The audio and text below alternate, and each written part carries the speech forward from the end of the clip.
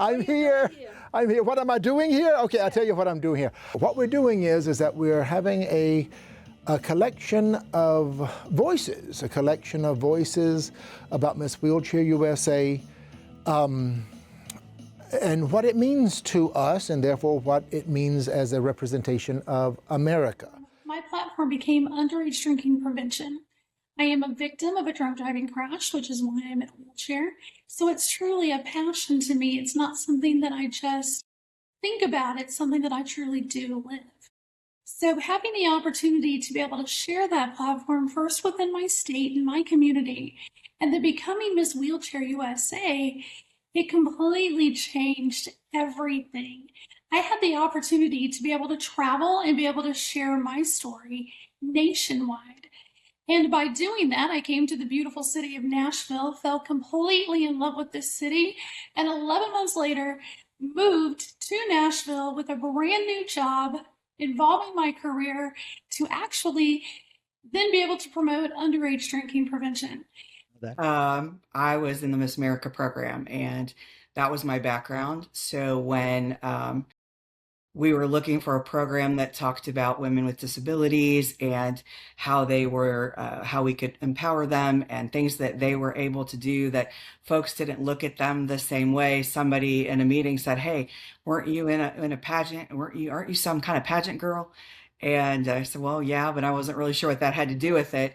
And almost simultaneously, the superintendent, who was my boss at the time, said, and I looked at him and he looked at me, and I'm like, "Could we do a pageant with ladies with disabilities?"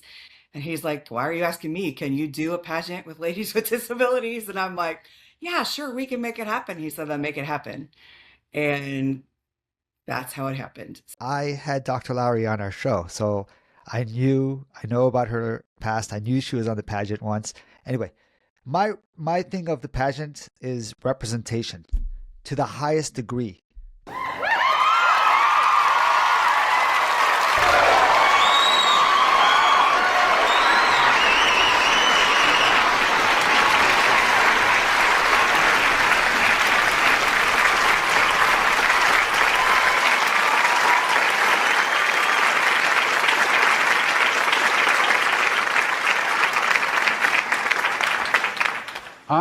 I'm looking forward to the family. I work this year with the All-Stars coming back. There's going to be a lot of people there that haven't seen in a while. I'm looking forward to seeing all the pageantry, and I don't mean that as the pageant itself. I mean all of the behind the scenes that makes it happen actually makes me excited. I like to see how people do things and how people react. But I have to say the third is Patty. I look forward to seeing her. Oh, yeah. Because you like to see her being tortured, or that she survives by the end of the week, which is that. I like to see that everybody's afraid of her, but it's Patty. Right. Celebrating the milestone, definitely, because 30th anniversary is a testament to the progress made in this wheelchair technology and accessibility.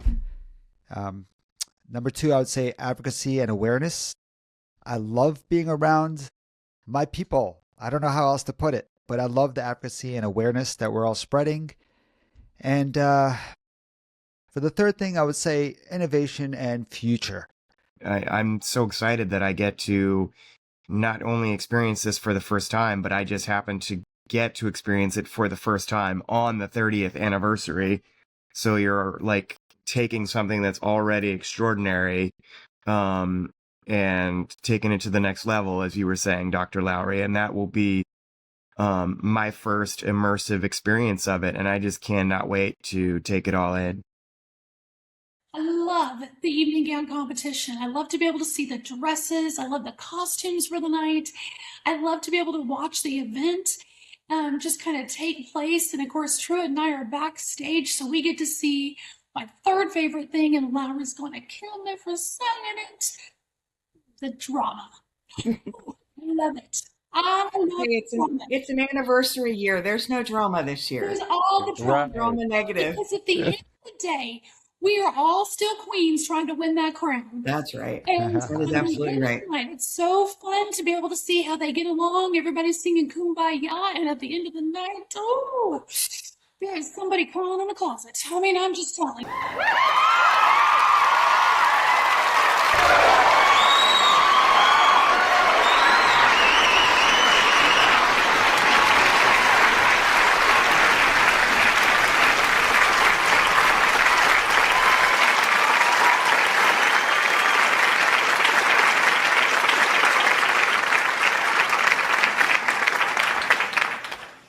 And we learn from each other and we teach each other, because it's not often that you're sitting in a room full of women in chairs, women with these disabilities all coming together, where we're able to talk about daily tasks, about relationships, about raising children, about our health issues.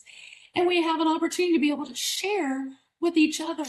Many times we've actually had some closed discussion where it's just us sitting and having these conversations, and we learn so much from each other, and we're able to open up things that maybe other individuals think, oh, I couldn't do that because I'm disabled, and now they're thinking, wait, you do that, then I can do it too. The main keynote that I offer when I travel and speak is the title is Own Your Mirror. And so I think that the person who gets the crown owns their mirror, and that's a combination of reality, sure, but outlined in that reality is a combination of passion, confidence, and charm, because everyone has different layers of self. And I feel like for a competition of that nature, we're looking for someone who presents their honest and authentic self in the best way possible. They don't have to be perfect. I'm not looking for someone perfect. I'm looking for someone that I know will be the best representation for Miss Wheelchair USA, best advocate for their own advocacy for that year. And it changes every single year. Well, and I think that's the key. It changes every single year, because if you look at the ladies over the last 30 years, they're all very, very different people. They have different disabilities, they have different backgrounds, they're different ages. I think that's something about our program too. We have ladies from 18 to, we've had a 75-year-old lady compete. So the vast difference in life experiences and who they are and their confidences are different. And for us, from the pageant perspective, from the business perspective, certainly all of the things that you all have said make a difference. And it really does need to be the lady who can do the job, because ultimately it is a job of educating people about their platform, educating people about what Miss Wheelchair USA does, educating people about the Dame Foundation and the service that we provide for people with disabilities. It's a big picture. It's not just the prettiest girl. It's not just the smartest girl. It's not the girl that has the coolest dress. All of those things are certainly part of a competition. We don't have a beauty score, but if you don't feel good about yourself, then that's going to translate into everything you guys talked about.